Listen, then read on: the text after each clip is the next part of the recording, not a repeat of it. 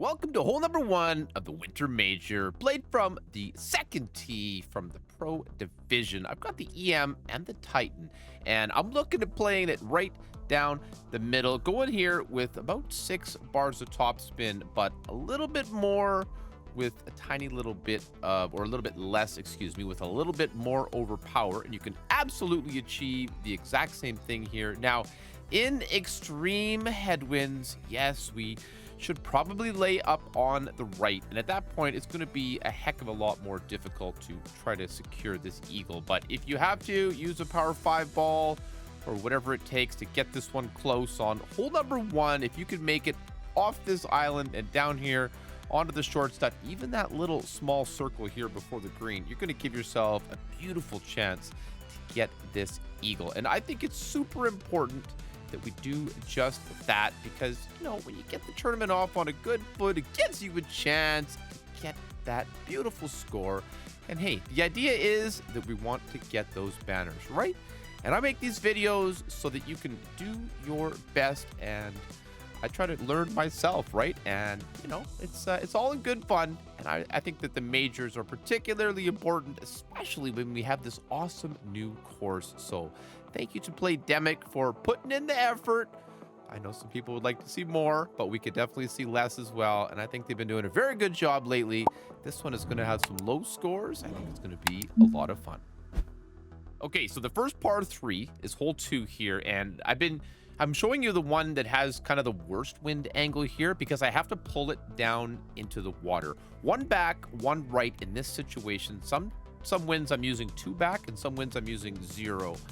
But basically using that side spin every time. And if I use a ball with more, I would probably use more to prevent pulling down here. You could go katana, set it up further left. But one thing I've found is that when I do pull down into the water, I'm pushing it up 2 rings, okay?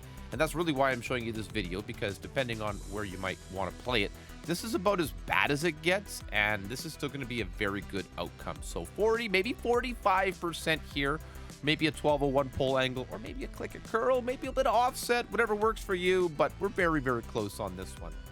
Hole 3, par 5. I'm not going to lie, I had a bit of trouble with this drive, but I think this one here turns out rather well. 6 tops, 2 bars of left spin, and I'm going to use max overpower here. And you're going to see how much left curl I ultimately go with. So 10% max adjustment here. Just going to do a straight pull. This one, yeah, this is going to be an interesting par 5. The wind here is really going to change the dynamic of the drive, but all things considered, using about a ball and a half or so of left curl here. Max overpower. Now, perfect would have been ideal, but the great here, you'll see, it's lots of room to work with. Not too bad. Keeps it down the fairway here, and that's where a little bit more left curl would be absolutely perfect. Now, often I found myself in grizzly position here, but when you get a nice drive and you put yourself in a good position there, you're actually sitting at pretty close to max, or say 3/4 distance on this short iron. So 15% mid is what I recommend here after my effort, and I'm using 2 bars of backspin. You'll see in the game there, 10% is what we're actually pulling, but we would have needed just a tiny little bit more to get this one done. So again, it's going to just all depend on what Playdemic decide to give us. I'm trying to show you the general paths that I've found to be the best way to play through here. I don't claim to be an expert, but an enthusiast who loves this game just as much as anybody. And there we go. Just need a little tiny bit more, but I think we're going to have crazy scores in the tournament. Hole number 4, the second par 3. Now, you can definitely play the rough bump here. I mean, it's there, right? But I actually found more consistency playing a backspin shot with 6 bars of backspin here. It's all going to depend. I think when we have really ugly wind, cross headwind or something like that, then I think I'm going to go back to the rough bump, right? But I think when you have, this kind of straight wind, or, maybe direct headwind or just direct tailwind, I think hitting that ball this way is going to work out pretty darn well. But it all depends on what you like. I think most people will probably play the rough bump, but I just thought, hey, because, we always show those, let's show something a little different here. I played at 15. I think 10% mid here is going to be the absolute money. Hole number 5, this par 5. I think this is the kind of hole that can really be dialed in for an albatross. Now, we're not playing the extra mile on this drive. However, some players may choose a more aggressive path here. I recognize that. I instead will play with a quarterback and a Titan. I'm not using 3 bars of topspin. We're going to use about 1 bar of backspin, 2 bars of right spin here.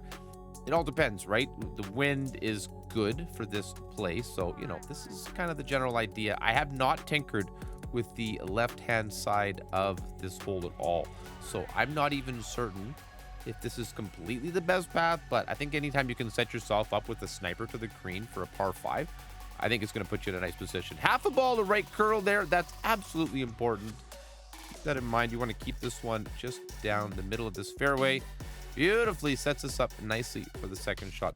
I found that I didn't need to push this distance. You could be a bit shorter and still find yourself playing this sniper shot. You'll see I'll stretch this one up a little bit. So I got a little bit more room to work there, and we'd still find ourselves perfectly at max, which is a good strategy. We might want to use more backspin on the drive. 2 back here on the second shot, and you can see I'm leaving that ball guide a little bit short with a decent tailwind here. And 10% max, I think, is going to be the average position of that pull. It just depends on the wind. I mean, I say it over and over, but we just kind of have to play it as it lies. I think anytime we're looking at a clean shot for albatross, it is the way to go. This one needed just a little bit less backspin. Woo, and we'd be running hot to the hole. Hole number 6, this second par 4, it gives you a chance to get a little bit aggressive. I'd like to bring a Zerk here, the longest, strongest driver that you've got, and we're going to try to get this one as close to the green as possible. So I adjust this one 10% max here in this strong king wind, which is what we need. The more the better. And I mean, if you have a smaller driver, I would recommend even considering using a topspin ball here to really try to maximize the opportunity. So I do push this one up just a couple of rings, and max overpower. Should have gone a full half to maybe even 3/4 of a ball of left curl here. So keep that in mind. I'm a little bit shy on the curl, but overall, this is what you need to do. Big bounce, rolling it up close to that left side. We want to bring it out to the right a bit more, but hey, as you can see, I got the end bringer suggested, but this should be a pretty makeable eagle from here. Hole number 7, this is our last par 3. Now, I'm giving this one 3 bars of backspin, 1 bar of left spin, and you'll see how I'm setting it up right beside that large brown rough pile to give me a little bit of an indicator of positioning here, with that red ring just touching the rough. 10% mid, so 7.1 will be the pull here. And I think this is going to be, a straightforward method to get it there. I'm going to show you the rough bump, which I think will be popular, but quite a bit riskier. The last part of 3, I mean, it's a clear rough bump if you need it. This one is a bit spicy, so I want to show it to you just to give you a chance to compare between the two. And so perfect away here. I found this hole quite inconsistent, not quite as flat as its friends. So that was the best I could do with the bounce up. Let's take a look at the rough bump. All right, so 3 bars at top, a bar of a left spin here. And it's a nice thing about the right spin. The navigator gives you that perfect amount of spin. So it's a cheap setup here. I've got that red ring just touching the bunker and clipping ever so slightly into the fairway. And 6.2 wind from this direction. We're flirting with the edge of the bunker here, but I should be just fine in this position. Now, this is an interesting rough bump. I don't know if I love it. It seemed pretty inconsistent to me, but I think that bounce shot is probably a little bit worse. You can be the judge. You can play it the way you like it. I think they both give us a real opportunity. I'll see you at number 8. Hole number 8, nice little par 4 here. Extra mile on the Titan. I'm actually going to go 6 top, 2 right, and you'll see we're just bouncing it from this small circular pad and getting it up as close to where my opponent's ball is as possible. So 10% max here, and you'll see that we're pushing into overpower a little bit. So I'm using a little bit, and about a half a ball, slightly more of right curl. You do want to hit perfect here. This is a sensitive spot. You don't want to miss. So taking my time, you know how it goes. But on the bright side, you'll see this still plays okay. There's a bit of room to work with. And as long as you can get it down close to the end of that bunker on the left, you should leave yourself a decent long iron play here from the fairway. So looking at it, there's definitely a rough bump to be had there, but I'm just trying to make it a nice general position, and I found this to be nicely in mid position. So about 3.1 bars of backspin into this direct headwind. I thought, let's get this one in the bottom of the cup. So like I said, 10% mid, make that pull clean and easy. That's the way. Good. And we're going to set it up. We're going to knock it down, baby. I'm really looking forward to playing this course. It's going to be just so much fun. I think you guys are going to like it too. I don't know, but good luck to you.